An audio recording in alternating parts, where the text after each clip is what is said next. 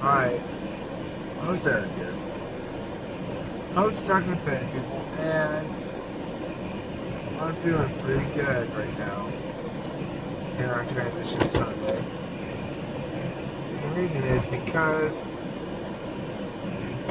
well, I think it's fair to say it's because I had that big emotional fit this morning. I think I need to have that periodically. I think that allows me to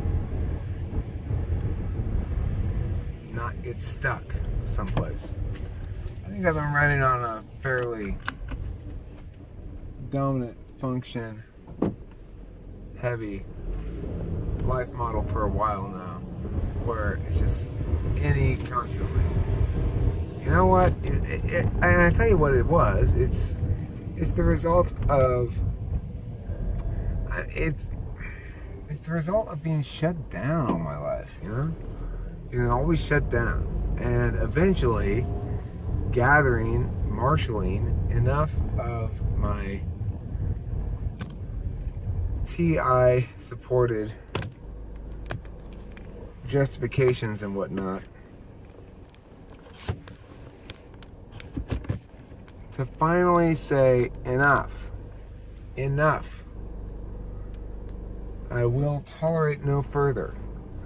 And it was a good day when I accepted the reality that I was going to have to prioritize non-FE things if I wanted to be real. But as is my understanding of the ENTP anyway, as is the ENTP's want, I, of course, went overboard with it. I overcorrected. We're prone to that. So, I feel as though this is a transition day, and I'm excited about that. I'm excited about this transition day. Things are going to be a little bit different from this point forward. I'll be a little bit more clear about that at the end of this video.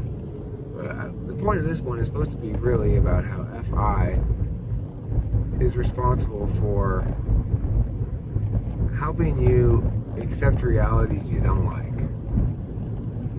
FI is necessary to accept realities you don't like. And you have to experience it, just like they say in all the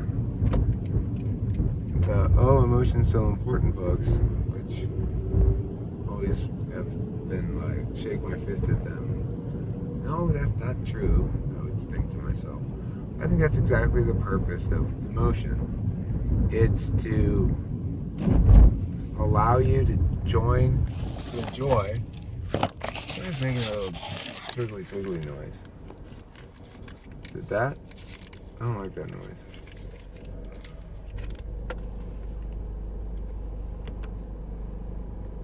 Yeah, it's that. Okay, so it's to allow you to garner the reward of that which is done well or worthy of pleasure.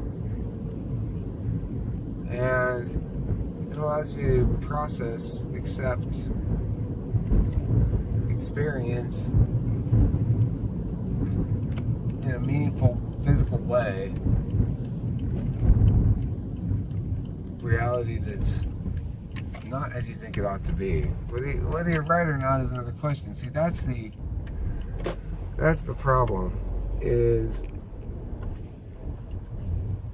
people can be spoiled. People can say, well, I don't like reality like this. I don't like having to pay my bills on time. And that's all well and good, but that's not going to accomplish anything. Closed?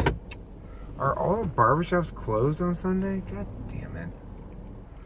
They shouldn't be. It's Sunday. Well, when did they open?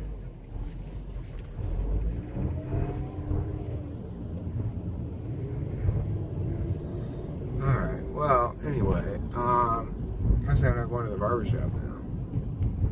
Which means I need to go to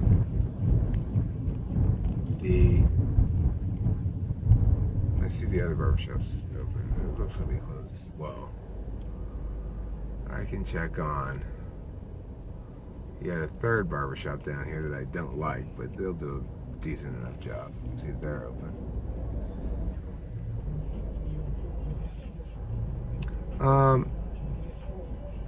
So what I'm talking about, FI,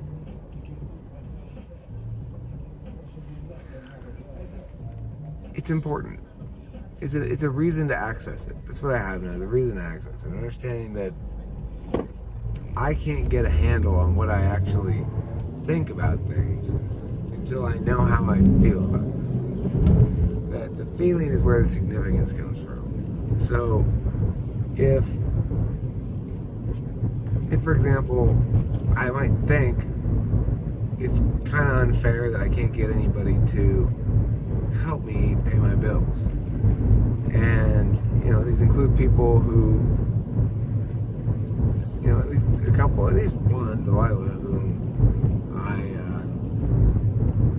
who relies on me for all sorts of stuff, and from whom I ask almost nothing. So, I didn't realize how hurt I was by that until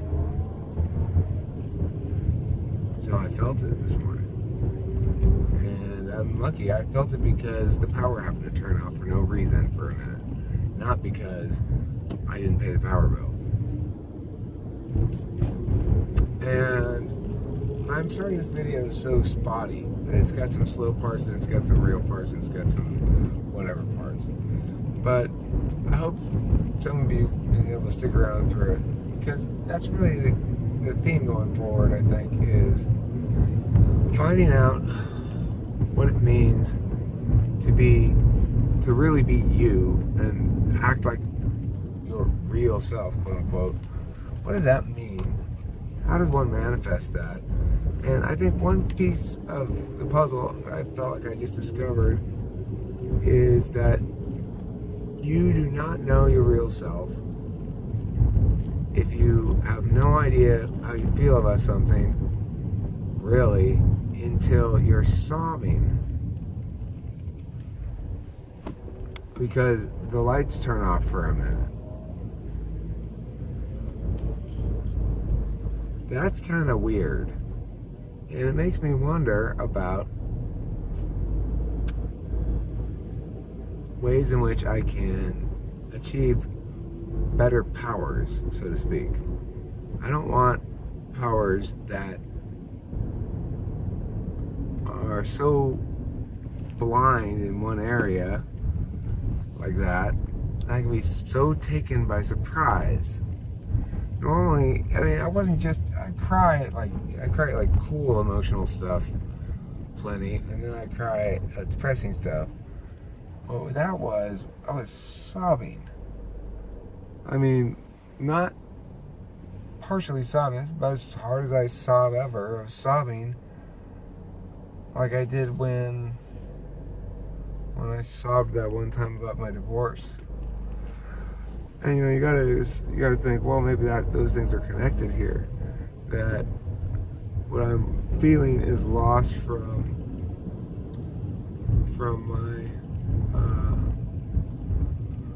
my marriage. I don't have that person to take care of that stuff for me anymore. It's possible that that's a part of it too. It's hard to say, but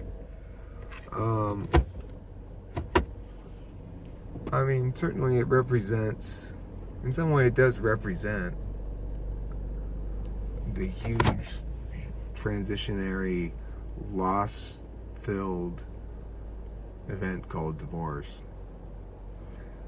Loss-filled and liberation-filled as well.